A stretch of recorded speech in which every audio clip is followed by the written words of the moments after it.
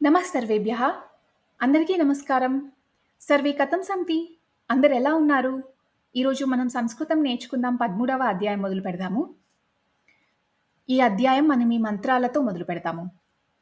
వక్రతుండ మహాకాయ సూర్యకోటి సమప్రభా నిర్విఘ్నం కురు మే దేవ సర్వకార్యేషు సర్వదా సరస్వతి నమస్తుభ్యం వరదే కామరూపిణి విద్యారంభం కరిష్యామి సిద్ధిర్భవతు మే సదా గురుర్బ్రహ్మా గురుర్విష్ణుః గురుర్దేవో మహేశ్వరः గురుః సాక్షాత్ పరబ్రహ్మ తస్మై శ్రీ గురవే నమః. పఠామి సంస్కృతం నిత్యం వదామి సంస్కృతం సదా ధ్యాయామి సంస్కృతం సమ్యక్ వందే సంస్కృతమాతరం సంస్కృతస్య ప్రసారాయ నైజం సర్వం దదామ్యహం సంస్కృతస్య సదా భక్తో వందే సంస్కృతమాతరం సంస్కృతస్య కృతే జీవన్ సంస్కృతస్య కృతే యజన్ ఆత్మానమాహుతం మన్యే వందే సంస్కృతమాతరం హిందూధర్మం సమాజం చ పవిత్రాం సంస్కృతిం తథా సంరక్ష్యనను కుర్యామ విశ్వం శాంతి సమన్వితం. అయితే మనం ఈ అధ్యాయంలో క్రియాపదాలలో బహువచనం ఎలా ఉంటుంది అని తెలుసుకుందాము. తెలుసుకునే ముందు ఇంతకుముందు అధ్యాయాలలో ఏం నేర్చుకున్నామో ఒకసారి పునః పరిశీలించుకుందాము. వాటి సారాంశం తెలుసుకుందాము. మనం ఇంతకుముందు అధ్యాయాలలో నామవాచకంలో ఇంకా సర్వనామాలలో బహువచనం ఎలా ఉంటుంది అని చూసాము. సహ తే అతడు వారు, సా ఆమె తాహ వారు, తత్ తాని అది అవి, ఏషః ఏతే ఇతడు వీరు, ఇది ఏషః ఏషః ఏ. ఇది సంస్కృతంలో ఏ అన్న పదం లేదు. హిందీలో ఏ ఏ ఐ అని ఉంది, కానీ సంస్కృతంలో ఏ ఐ. కాబట్టి ఇది ఏషః ఏతే, ఏషా ఏతాః ఈమె వీరు, ఏతత్ ఏతాని ఇది ఇవి. ఏతత్ పుస్తకం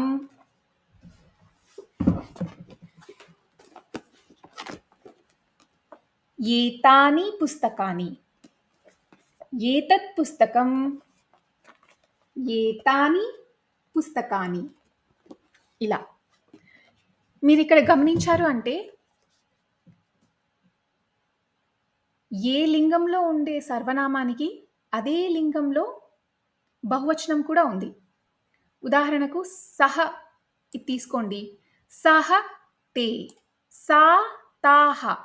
తాహ అన్న ఈ పదం విన్నారు అంటే మీకు అర్థమైపోవాలి. తాహ తాహ ఎవరిని సంబోధిస్తున్నారు అంటే స్త్రీలింగాన్ని సంబోధిస్తున్నారు. ఆ స్త్రీలింగం బహువచనంలో ఉంది, దూరంగా ఉంది. తాహ మహిళాహ వారు మహిళలు. తెలుగులో అతడు ఆమె ఈ రెండు పదాలకిను బహువచనం వారు ఒకటే. వారు పుంలింగానికైనా స్త్రీలింగానికైనా, వీరు పుంలింగానికైనా స్త్రీలింగానికైనా. కానీ సంస్కృతంలో తే పుంలింగానికి బహువచనం, తాహ స్త్రీలింగానికి బహువచనం, ఏతే పుంలింగానికి బహువచనం, ఏతాహ పుంలింగానికి క్షమించాలి స్త్రీలింగానికి బహువచనం.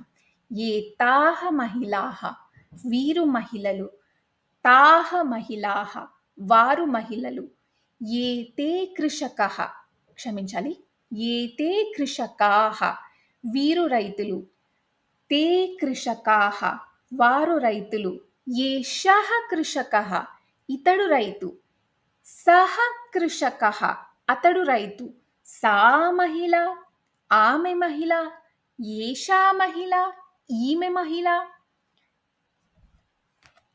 ఏతత్ పుస్తకం తత్ పుస్తకం అది పుస్తకం, ఏతత్ పుస్తకం ఇది పుస్తకం. ఇలా ఇంకా నేను, నేను అంటే అహం. నేను బహువచనం ఏమొస్తుంది? మేము. అహం, వయం. అహం, వయం. ఇంకా భవతి ఎదుటుగా ఉన్నవారిని ఎలా సంబోధించాలి?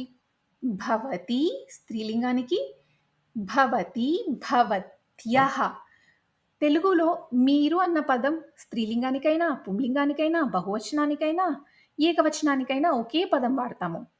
కానీ సంస్కృతంలో ఎదుటుగా ఉన్నవారు స్త్రీలింగాన్ని సంబోధించాలి అంటే భవతి అని సంబోధిస్తాం.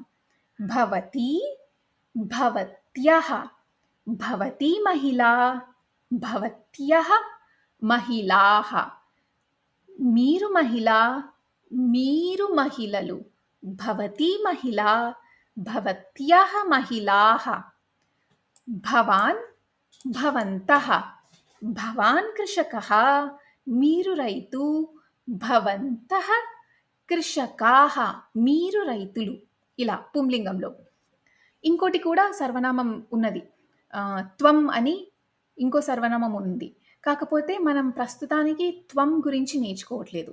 కేవలం భవతి, భవాన్ గురించి మాత్రమే నేర్చుకుంటున్నాము. తానుత్తమ, ఎదురు మధ్యమ, ఎక్కడో ప్రథమ.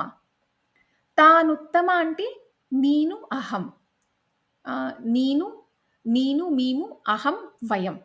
ఎదురు మధ్యమ అంటే భవతి, భవాన్, ఇంకా త్వం అని ఉన్నాయి.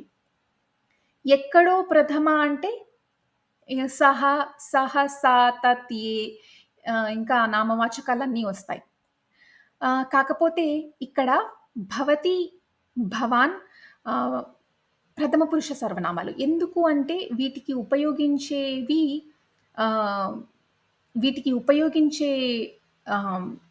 ఉపయోగించే క్రియాపదాలు ప్రథమ పురుష క్రియాపదాలు ప్రథమ పురుషకి ఉపయోగించే క్రియాపదాలు ఉపయోగిస్తాము. త్వంకి ఉపయోగించే క్రియాపదాలు ఎలా ఉంటాయి అంటే త్వం గచ్చసి, త్వం పిబసి, ఇంకా త్వం ఆగచ్చసి ఇలా ఉంటాయి. మరి భవాన్, భవతికి ఉపయోగించే క్రియాపదాలు ఎలా ఉంటాయి? భవాన్ పిబతి, మీరు తాగుతున్నారు. సా పిబతి, ఆమె తాగుతున్నది.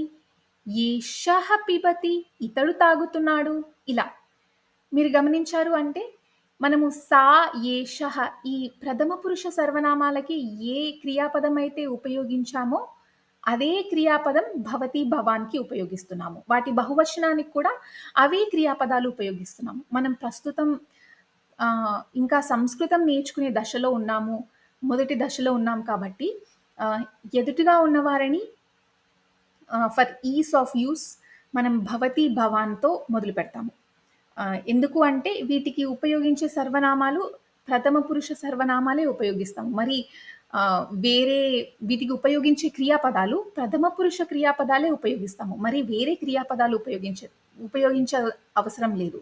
ఆ క్రియాపదాల బహువచనం నేర్చుకోవాల్సిన అవసరం లేదు. పిబసి, గచ్చసి వాటికి సంబంధించినది అది మొత్తం తర్వాత. మనం ప్రస్తుతం ఎదుటిగా ఉన్న వ్యక్తిని సంబోధించాలి అంటే భవతి, భవాన్‌తో మొదలుపెడతాము. భవతి ప్రత్యేకంగా స్త్రీలింగానికి, భవాన్ ప్రత్యేకంగా పుంలింగానికి. భవతి మహిళ, భవతి కిం కరోతి, భవతి పిబతి, సా పిబతి, ఏషః పిబతి ఇలా. భవతి, భవాన్, త్వం. వీటికి సంబంధించిన వీటి గురించి ఇంకా నేర్చుకోవాలి అనుకుంటే ఒక్కసారి ఈ లింక్‌ని సందర్శించండి. కామన్ మిస్‌కన్సెప్షన్ ఏంటి అంటే భవతి, భవాన్ మర్యాదపూర్వకాన్ని సూచిస్తుంది. అంటే భవతి, భవాన్ మీరుతో సమానం. త్వం అనేది నువ్వుతో సమానం అని ఇదొక కామన్ మిస్‌కన్సెప్షన్. అలా కాదండి.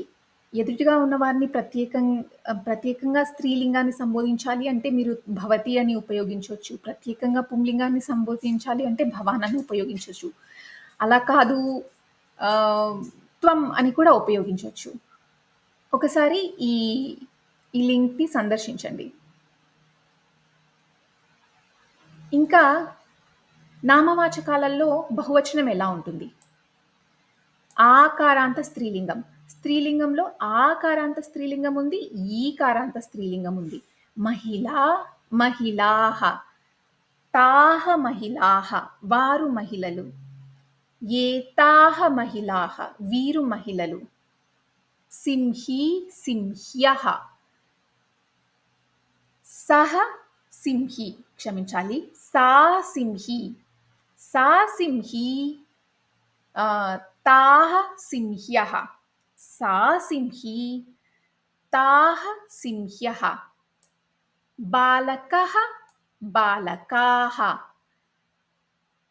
ఏషः బాలకः ఏతే బాలకాः ఇలా పుస్తకం పుస్తకాని తత్ పుస్తకం తాని పుస్తకాని ఇలా ఉదాహరణలు సింహి సింహ్యః గమనించండి భవతి భవత్యః బహువచనం సింహి సింహ్యః సింహ్యాః కాదు అది వేరే వస్తుంది సింహ్యః మహిళా మహిళాః సింహి సింహ్యః బాలకः బాలకాः పుస్తకం పుస్తకాని ఇప్పుడు ప్రశ్న పదాలలో బహువచనం ఎలా ఉంటుంది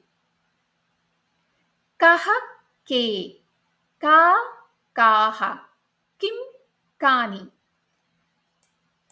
కహ కృషకః ఎవడు రైతు కే కృషకాః ఎవరు రైతులు కా ధీవరి యవతి చేపలు పట్టేటామె కాకపోతే మనము యవతి అని ఎప్పుడు అనము కదా తెలుగులో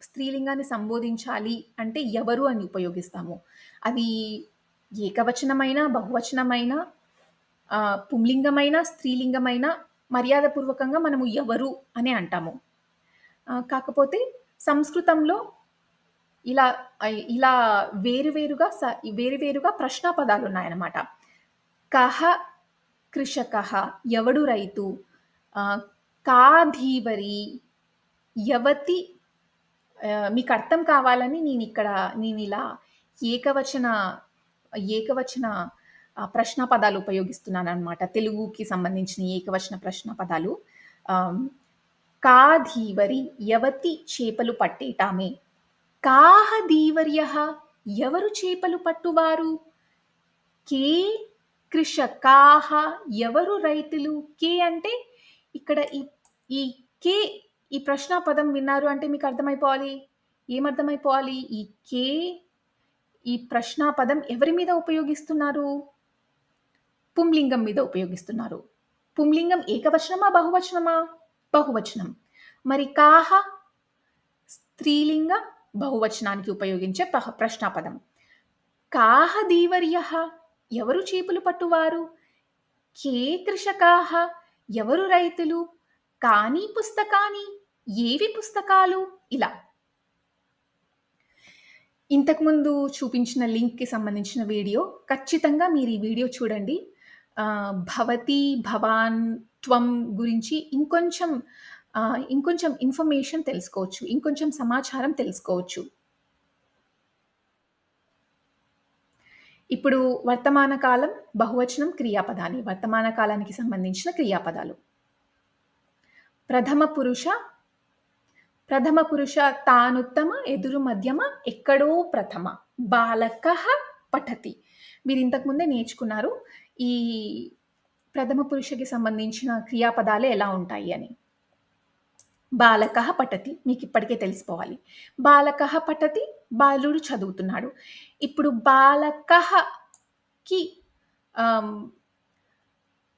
బాలకఃకి బహువచనం ఏంటి బాలకాః పఠతి బాలకాః అంటే బాలురు బాలకాః పఠతి అని వస్తుందా బాలురు చదువుతున్నాడు అని వస్తుందా లేదు కదా బాలురు చదువుతున్నారు అని వస్తుంది కాబట్టి బాలకాః పఠంతి బాలురు చదువుతున్నారు బాలికా తరతి బాలిక ఈత కొడుతుంది బాలికాః తరంతి బాలికలు ఈత కొడుతున్నారు పఠతి పఠంతి తరతి తరంతి బాలికా క్రీడతి క్రీడతి క్రీడంతి బాలికా క్రీడతి బాలికాః క్రీడంతి బాలికలు ఆడుకుంటున్నారు పఠతి పఠంతి, తరతి తరంతి, క్రీడతి క్రీడంతి ఇలా అన్నమాట.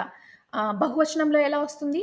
తి పోయి అంతి వస్తుంది. పఠతి పఠంతి, క్రీడతి క్రీడంతి ఇలా. క్రియాపదాలకు లింగ భేదం లేదు.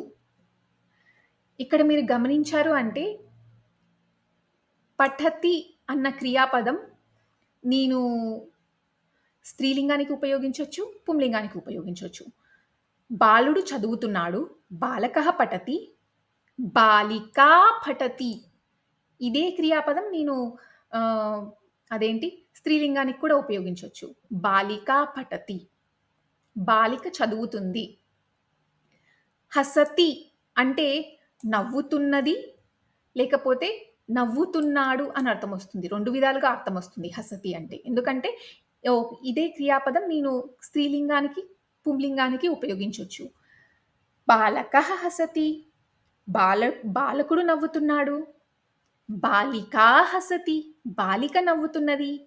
క్రియాపదాలకు లింగ భేదం లేదు సంస్కృతంలో. ఎందుకంటే సంస్కృతంలో క్రియాపదాలకు లింగ భేదం లేదు. కాబట్టి ఒకే రకమైన క్రియాపదం మీరు స్త్రీలింగానికైనా, పుంలింగానికైనా ఉపయోగించొచ్చు. బాలకః హసతి, ధీవరీ హసతి, కృషకః హసతి, సహ హసతి, అతడు నవ్వుతున్నాడు. సా హసతి, ఆమె నవ్వుతున్నది. హసతికి బహువచనం ఏమొస్తుంది? హసంతి. తే హసంతి, వారు నవ్వుతున్నారు. ఇంకా ఏషః హసంతి, క్షమించాలి, ఏతే హసంతి, వీరు నవ్వుతున్నారు. తాహ హసంతి, తాహ హసంతి అంటే వీరు నవ్వుతున్నారు. ఇప్పుడు తాహ హసంతి ఈ వీరు వచ్చేసి పుంలింగమా, స్త్రీలింగమా? స్త్రీలింగం. తాహ, తాహ హసంతి, క్షమించాలి, తాహ అన్నానా? ఏతాహ, ఏతాహ హసంతి, వీరు నవ్వుతున్నారు. స్త్రీలింగం. ఏతాహ హసంతి, తాహ హసంతి, వారు నవ్వుతున్నారు. ఇంకా అభ్యాసం కొరకు ఇంకొన్ని క్రియాపదాలు. గచ్చతి, గచ్చంతి, వెళ్తున్నాడు లేకపోతే వెళ్తుంది. గచ్చంతి, వెళ్తున్నారు. పఠతి, పఠంతి, క్రీడతి, క్రీడంతి, అస్తి, సంతి, నిద్రతి, నిద్రంతి ఇలా. ఇప్పుడు ఇంకొన్ని ఉదాహరణలు వాక్యాలలో. కిం కరోతి, ఏమి చేస్తున్నాడు లేకపోతే చేస్తున్నది. బహువచనం ఏంటి? కిం కురువంతి. కిం కరోంతి కాదు, కిం కురువంతి. ఏమి చేస్తున్నాడు అంటే కొన్ని ఉదాహరణలు అన్నమాట. బాలికా వదతి, బాలికా వదతి, బాలిక చెప్తున్నది. బాలికాః వదంతి, బాలికలు చెప్తున్నారు. భవతి పచతి, ఇక్కడ గమనించండి, ప్రథమ పురుషకి ఎటువంటి క్రియాపదం అయితే ఉపయోగించామో భవతికి కూడా అలాంటి క్రియాపదమే ఉపయోగిస్తున్నాము. So for is of use మీరు ఇప్పుడు ఎదుటి వ్యక్తిని మీరు ఎదుటి వ్యక్తిని సంబోధించాలి అంటే ప్రస్తుతానికి మీరు భవతి భవాన్ ఉపయోగించండి. భవతి పచతి, భవత్యః పచంతి. ఇంకా పర్ణం పతతి, పర్ణాని పతంతి. ఆకు పడుతుంది, పర్ణం పతతి, ఆకులు పడుతున్నాయి. పర్ణాని పతంతి. ఇంకా వాహనం చలతి, వాహనాని చలంతి. భవాన్ ధావతి, మీరు పరిగెడుతున్నారు. భవంతః ధావంతి, మీరు పరిగెడుతున్నారు. భవాన్ ఎవరికి ఉపయోగించే సర్వనామం ఇది? ఎదుటిగా పుంలింగానికి ఉపయోగించే సర్వనామం, ఏకవచనం. మరి భవంతః, భవాన్, భవంతః. భవంతః ఎవరికి ఉపయోగించే సర్వనామం? ఎదురుగా ఉన్న పుంలింగానికి ఉపయోగించే సర్వనామం బహువచనంలో. ఇలా మీ అంతలకు మీరే ఈ ఒక చిన్న వాక్యాన్ని నిర్మించుకోండి. మీరు ఇంతకుముందే ఏకవచనం బహువచనంలో ఈ నామవాచకాలు ఎలా ఉంటాయో చూసారు. ఇప్పుడు ఏకవచనంలో క్రియాపదాలు ఎలా ఉన్నాయో నేర్చుకున్నారు. సో మీ అంతలకు మీరే ఒక చిన్న వాక్యం నిర్మించుకొని, వాటి బహువచనం ఎలా ఉంటుంది అని ఆహ్, అని మీ అంతలకు మీరే ప్రాక్టీస్ చేయండి. విశేషాభ్యాసः కరోతి కుర్వంతి, శృణోతి శృణ్వంతి, దదాతి దదతి, జానాతి జానంతి, శక్నోతి అంటే టు బి ఏబుల్ టు, శక్నోతి శక్నువంతి. మీరు ఇంతకుముందు నేర్చుకున్న క్రియాపదాలు ఎలా ఉన్నాయి అంటే వదతి, వదంతి, పచతి, పచంతి, వీటి బహువచనం ఇలా ఉంది కదా! తిష్టతి, తిష్టంతి ఇలా ఉంది. కాబట్టి దీన్ని అనుసరించి కరోతికి బహువచనం ఎలా ఉండాలి? కరోతి, కుర్వంతి, కరోతి, కరోంతి, శృణోతి, శృణోంతి ఇలా ఉండాలి కదా! కాకపోతే వీటి బహువచనం కొంచెం వేరుగా ఉంది. కాబట్టి ఈ బహువచనాన్ని మీరు కంఠస్థం చేయండి. కరోతి, కుర్వంతి, చేస్తున్నది, చేస్తున్నాడు, చేస్తున్నారు, కుర్వంతి. శృణోతి, శృణ్వంతి, వింటున్నారు. దదాతి, దదతి, ఇస్తున్నారు. జానాతి, జానంతి, శక్నోతి, శక్నువంతి. ఇప్పుడు ఉత్తమ పురుష. ఉత్తమ పురుషలో క్రియాపదాలు ఎలా ఉంటాయి? అతడు చదువుతున్నాడు. నేను చదువుతున్నాను. ఇక్కడ ఎవరిని సంబోధిస్తున్నాము అన్న దాన్ని బట్టి క్రియాపదం మారింది. ఇక్కడ కూడా అంతే. సంస్కృతంలో కూడా అంతే. సహ పఠతి, అహం పఠామి. అహం పఠామి నేను చదువుతున్నాను. వయం పఠామః మేము చదువుతున్నాము. అహం వయం, పఠామి పఠామః. అహం తరామి నేను ఈత కొడుతున్నాను. వయం తరామః మేము ఈత కొడుతున్నాము. అహం క్రీడామి నేను ఆడుకుంటున్నాను. వయం క్రీడామః మేము ఆడుకుంటున్నాము. ఇక్కడ కూడా అంతే. హసామి అన్న క్రియాపదం పుంలింగానికైనా స్త్రీలింగానికైనా ఉపయోగించవచ్చు. అహం హసామి నేను నవ్వుకుంటున్నాను. ఆ నేను పుంలింగమైన స్త్రీలింగమైన నవ్వుతున్నాను. హసామి హసామః బహువచనం. అహం హసామి వయం హసామః. అభ్యాసః ఇంకొన్ని క్రియాపదాలు ఇంతకుముందు మీరు నేర్చుకున్నారు కదా! గచ్చతి, గచ్చంతి, పఠతి, పఠంతి ఇక్కడ కూడా అంతే. వాటికి సంబంధించిన బహువచనం ఉత్తమ పురుషలో. గచ్చామి, గచ్చామః వెళ్తున్నాను, వెళ్తున్నాము.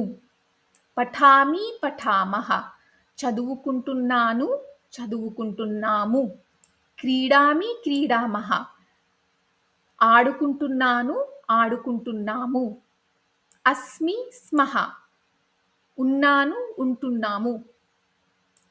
నిద్రామి, నిద్రామః నిద్రపోతున్నాను, నిద్రపోతున్నాము. భవతి, భవాన్ కిం కరోతి మీరేం చేస్తున్నారు? ఎవరైనా మీరేం చేస్తున్నారు అంటే సమాధానం ఏమొస్తుంది? నేను ఫలానా చేస్తున్నాను అనొస్తుంది. కొన్ని ఉదాహరణలు ఆ ఫార్మాట్‌లో. భవతి, భవాన్ కిం కరోతి? ఈ ప్రశ్న యొక్క బహువచనం ఏంటి? భవంతః, భవత్యః కిం కుర్వంతి? వీటి సమాధానాలు కూడా బహువచనంలోనే ఉంటాయి. అహం పచామి నేను వండుతున్నాను. వయం పచామః మేము వండుతున్నాము. అహం ధావామి నేను పరిగెడుతున్నాను. వయం ధావామః మేము పరిగెడుతున్నాము. అహం పిబతి నేను తాగుతున్నాను. అహం పిబతి. ఇక్కడ పిబతి సరైన క్రియాపదమా కాదా? అహం పిబతి అనొస్తుందా? లేదు కదా! అహం పిబామి అనొస్తుంది. ఇక్కడ తప్పు. ఇది కావాలని నేనిక్కడ మిస్టేక్ రాశాను. గమనించండి. అహం పచామి, అహం తిష్టామి, అహం పతామి, అహం ధావామి, అహం పిబతి అనొస్తుందా? నేను తాగుతున్నాడు లేకపోతే తాగుతున్నది అని రాదు కదా! నేను తాగుతున్నాను అనొస్తుంది. కాబట్టి ఇక్కడ పిబామి.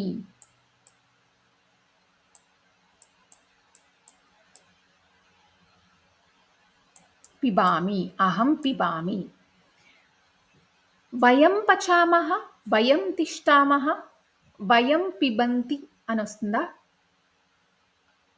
రాదు కదా! మళ్ళేమొస్తుంది? వయం పిబామః అనొస్తుంది. పిబామి, పిబామః.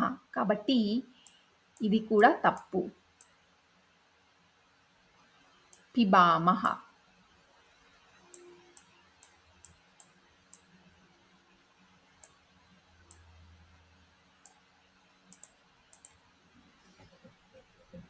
అహం పచామి, నేను వండుతున్నాను. సహ పచతి, అతడు వండుతున్నాడు. సా పచతి, ఆమె వండుతున్నది. వయం పచామః, మేము వండుతున్నాము.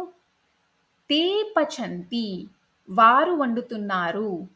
ఏతాః పచంతి, వీరు వండుతున్నారు. ఇలా. విశేషాభ్యాసः. ఉత్తమ పురుషాలో ఇంతకుముందు మనం ఏం నేర్చుకున్నాము ఆ విశేషాభ్యాసలో? కరోతి, కుర్వంతి, శృణోతి, శృణ్వంతి, దదాతి, దదతి, జానాతి, జానంతి, శక్నోతి, శక్నువంతి. ఇక్కడ కూడా ఉత్తమ ఇవి ప్రథమ పురుష క్రియాపదాలు. ఇట్లా కరోతి, కుర్వంతి ఇలా. ఇప్పుడు ఉత్తమ పురుషలో ఏం నేర్చుకుంటున్నాము అంటే కరోమి, కుర్మః. కరోతి, కరోమి. ప్రథమ పురుషాలో కరోతి, ఉత్తమ పురుషాలకు వచ్చేసరికి కరోమి. చేస్తున్నాడు లేకపోతే చేస్తున్నది కరోతి. చేస్తున్నాను కరోమి. కరోమి కుర్మః. శృణోమి శృణుమః. దదామి దద్మః. జానామి జానీమః. శక్నోమి శక్నుమః. ఇప్పుడు ఆజ్ఞా ప్రార్థనలో ఇక్కడ ఉపయోగించే క్రియాపదాలలో బహువచనం ఎలా ఉంటుంది తెలుసుకుందాం. ఇది 4వ అధ్యాయంలోనూ 5వ అధ్యాయంలోనూ నేను ఆజ్ఞా ప్రార్థన కవర్ చేశాను. ఒకసారి ఆ అధ్యాయాన్ని పునః పరిశీలించండి. కృపయా ఖాదతు, దయచేసి తిను. ఖాదతు, తిను. ఆజ్ఞాపించాలి అన్నా ప్రార్థించాలి అన్నా మనము సంస్కృతంలో ఒకే విధమైన క్రియాపదం ఉపయోగిస్తాము. ఖాదతు, పిబతు, లిఖతు. మనం చెప్పే ఆ విధానాన్ని బట్టి అది ఆజ్ఞ, ప్రార్థన అని తెలిసిపోతుంది. కృపయా ఖాదతు, దయచేసి తిను. ఖాదతు, తిను. పిబతు, తాగు. పఠతు, చదువు. కృపయా పఠతు, దయచేసి చదువు. కృపయా పిబతు, దయచేసి తాగు. కృపయా జలం పిబతు, దయచేసి నీరు తాగండి. ఇలా నీరు తాగు, దయచేసి నీరు తాగు. తాగండి అంటే అది బహువచనం కింద వస్తుంది. ఇప్పుడు బాలకః నా పఠతి, బాలకః నా శృణోతి, అంబ కోపేన వదతి పఠతు. బాలకుడు చదవట్లేదు, వినట్లేదు, అమ్మ కోపంతో చెప్తుంది చదువు, పఠతు. బాలిక నా పఠతి, అంబ వదతి కృపయా పఠతు. బాలిక చదవట్లేదు, అమ్మ చెప్తుంది దయచేసి చదువు, కృపయా పఠతు. ఇది ఏకవచనంలో ప్రార్థన అయిన ఆజ్ఞ అయిన. ఇప్పుడు బహువచనంలో ప్రార్థన ఆజ్ఞ ఎలా ఉంటుంది చూద్దాం. బాలకాః నా పఠంతి, బాలకాః నా శృణ్వంతి, అంబ కోపేన వదతి పఠంతు. బాలురు చదవట్లేదు, వినట్లేదు, అమ్మ కోపంతో చెప్తుంది చదవండి. ఇంతకుముందు గమనించారా? పఠతు చదువు, చదవండి. పఠంతు ఇలా. పఠతు పఠంతు, పిబతు పిబంతు, లిఖతు లిఖంతు ఇలా. బాలికాః నా పఠంతి, అంబ వదతి కృపయా పఠంతు.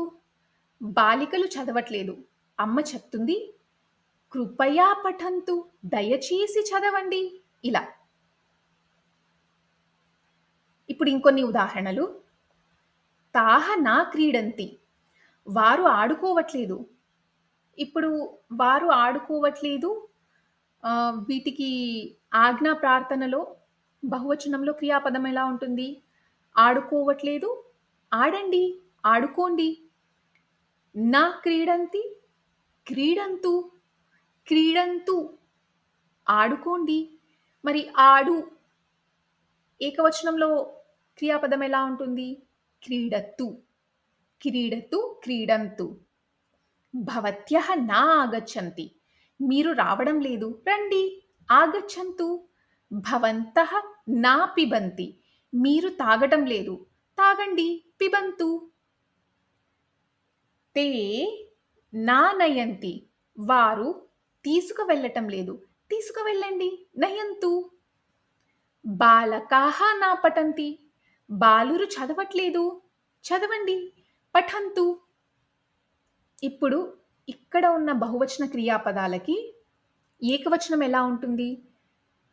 పఠంతు, పఠతు, క్రీడంతు, క్రీడతు, ఆగచ్చంతు, ఆగచ్చతు, పిబంతు, పిబతు, నయంతు, నయతు, తీసుకువెళ్ళండి, తీసుకువెళ్ళు, నయంతు, నయతు ఇలా. ఇప్పుడు మనం ఈ అధ్యాయంలో ఏం నేర్చుకున్నామో సారాంశం. ఈ అధ్యాయంలో మీరు గమనించారు అంటే వర్తమాన కాలంలో ప్రథమ పురుష, ఉత్తమ పురుషలో క్రియాపదాలలో ఈ బహువచనం ఎలా ఉంటుంది? ఇంకా ఆజ్ఞాపించేటప్పుడు, ప్రార్థించేటప్పుడు ఈ బహువచనం ఎలా ఉంటుంది అని చూసాము. సహ పఠతి, తే పఠంతి. అతడు చదువుతున్నాడు, వారు చదువుతున్నారు. సా పఠతి, ఆమె చదువుతున్నది. తాహ పఠంతి, వారు చదువుతున్నారు. తత్ పతతి, అది పడుతుంది. తాని పతంతి, అవి పడుతున్నాయి. ఏషః పఠతి, ఇతడు చదువుతున్నాడు. ఏతే పఠంతి, వీరు చదువుతున్నారు. ఏషా పఠతి, ఈమె చదువుతున్నది. ఏతాః పఠంతి, వీరు చదువుతున్నారు. ఏతత్ పతతి, ఇది పడుతుంది. ఏతాని పతంతి, ఇవి పడుతున్నాయి. కహ పఠతి, ఎవరు చదువుతున్నాడు? ఇక్కడ ఎవడు చదువుతున్నాడు? కహ పఠతి. కే పఠంతి, ఎవరు చదువుతున్నారు? ఇక్కడ మర్యాదపూర్వకంగా నేను ఎవడు, యవతి అని రాయలేదు. ఎవరు ఇక్కడ పక్కన ఏకవచనం అని ఇచ్చాను చూడండి. మీకు అప్పుడే అర్థమైపోవాలి ఎవడు అని. ఇక్కడ ఏకవచనంలో పుంలింగాన్ని సంబోధిస్తున్నాము అని. కా పఠతి, యవతి చదువుతుంది. కాహ పఠంతి, ఎవరు చదువుతున్నారు? కిం పతతి, ఏది పడుతుంది? కాని పతంతి, ఏవి పడుతున్నాయి? ఇలా. ఇంకా భవాన్ పఠతి, మీరు చదువుతున్నారు. భవంతః పఠంతి, మీరు చదువుతున్నారు. ఇదంతా పుంలింగంలో.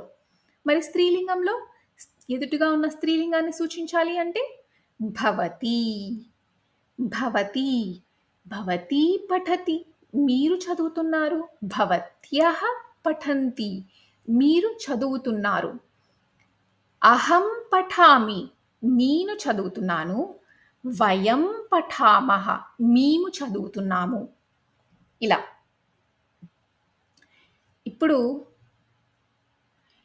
ఈ అధ్యాయంలో ఏ ఎక్సర్సైజ్ లేదు కానీ మీరు ప్రాక్టీస్ చేయడానికి నేను చాలా ఉదాహరణలే ఇచ్చాను. మీరు ఈ గిట్ లింక్ చూసారు అంటే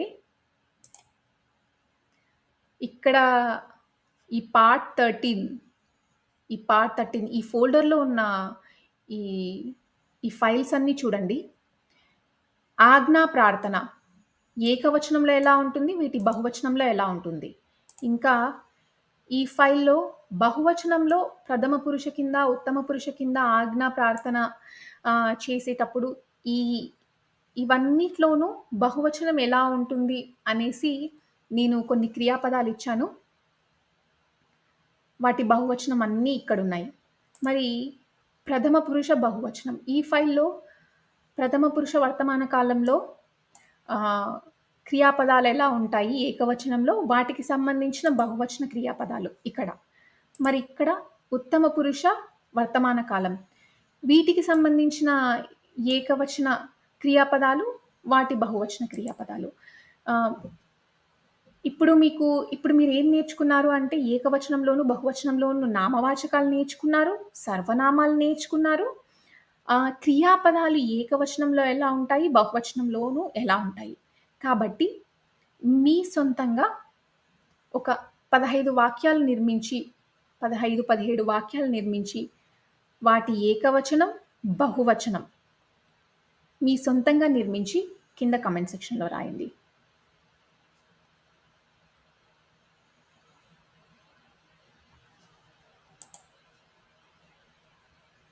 శాంతి మంత్రం. సర్వే భవంతు సుఖినః, సర్వే సంతు నిరామయాః, సర్వే భద్రాణి పశ్యంతు, మా కశ్చిత్ దుఃఖభాగ్ భవతే. ఓం శాంతిః శాంతిః శాంతిః. చిట్కా: బొమ్మల ద్వారా, అభినయం ద్వారా, వ్యక్తీకరణ ద్వారా, ప్రశ్నించడం ద్వారా సంస్కృతం నేర్చుకోండి. నా కంటెంట్ సోర్స్ సంస్కృత భారతి. ధన్యవాదः. జయతు సంస్కృతం, జయతు భారతం.